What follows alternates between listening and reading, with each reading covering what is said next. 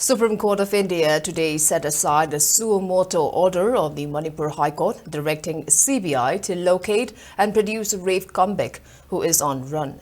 A bench comprising of Justices V.V. Nagaratna and N. Koteshwar Singh relieved the agency of the task, saying that the order by the High Court was unnecessary.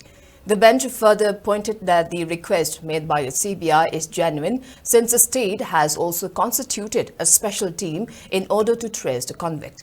It may be mentioned that High Court of Manipur had directed Central Bureau of Investigation (CBI) to speedily trace and produce Timothy Changsang, who has been convicted under the Protection of Children from Sexual Offences Act 2012 for raping minor girls.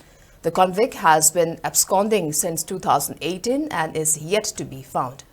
A criminal appeal was filed by the CBI against the order by High Court of Manipur, and the Supreme Court in July 2024 had stayed the impugned directions.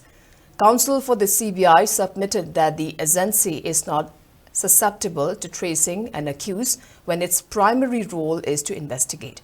As per Manipur State's Council, best efforts have been made to trace the convict.